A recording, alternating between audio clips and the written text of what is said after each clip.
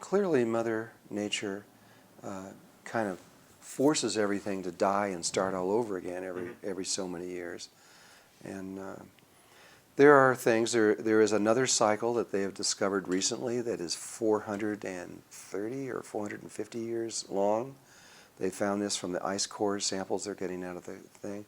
And that cycle happens every approximately 430 years, which is now. Approximately now. They're still trying to figure out if it's this one or the next cycle. And if it hits this cycle, that one's weird because instead of flipping into an ice age, it continues to get hot. And it gets so hot that all the ice melts on the Earth. And that is an entirely different scenario. And I don't fully understand it. That would raise the oceans about 250-something feet. And it would be very difficult to live here under those circumstances. But either way, it's going to be difficult. There's this map that we have seen forever of the New World that has the drawings of how the... That was one lady who did that, and that was based on Edgar Cayce's prophecies and a lot of other people's ideas. Whether or not that happens exactly that way, nobody knows. But if the oceans do start rising, let's just talk about that for a moment. And you know, the United Nations just 3 weeks ago stated that definitely they saw the oceans are going to rise 4.6 feet. 4.6, but that's over, I forgot how many years they said that, over, I think by the end of this century or something.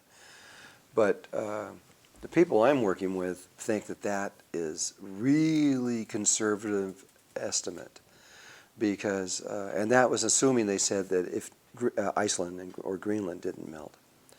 But the South Pole is what's interesting to me because there's enough ice in the South Pole to raise the oceans a long ways, close to 200 feet or so. And I remember about 4 years ago when Larsen's ice shelf broke off. And that raised the entire world's oceans about maybe 1/16 of an inch or something. And but they said, it's no big deal. It only was there for 10,000 years. And then those same scientists said, but Larsen's B shelf will never break off because it's been there for millions of years. The following year, I think it was, Larsen's B shelf broke off. And then they made the statement that it would take 6 months to melt because it was the size of a state. You know, it's huge. And but it didn't. It melted in 30 or 45 days, I don't remember. And that raised the entire world's oceans almost an inch. And but the one that I'm concerned about, and the scientists that I know are really concerned about, is something called Ross's shelf, R-O-S-S shelf. And that is a piece of ice a couple miles high. And right now it's breaking across the back. And I just spoke with one of the scientists that's working on it, and they're freaked because these holes are developing, pools of water are melting all over it, and they're going all the way down and eating their way to the bottom where they're finding it's melting completely, it's just rushing water under the bottom. That water's being forced back up, making bigger holes that are melting all the way down the bottom, forcing more water up, making bigger holes, and they think it's going to break off. If Ross's shelf breaks off, first of all, that's going to cause a tsunami or a tidal wave like this world's never imagined. If you can imagine a piece of ice 2 miles high plunging into the ocean, how high is that wave going to be? Big. It's going to be at least a mile high. And it's going to move towards? Wherever it's going, which is, I think, toward Australia.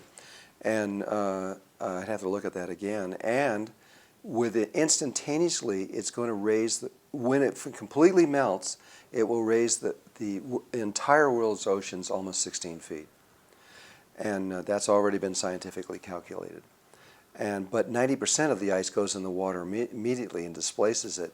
So you're going to have, I'm just going to guess, about 14 feet of the world's oceans rise instantly. So all these You're going to have tidal waves coming from Bangladesh. everywhere and tsunamis coming from everywhere to bounce out, and it's going to be a mass destruction like no one's ever imagined on this earth.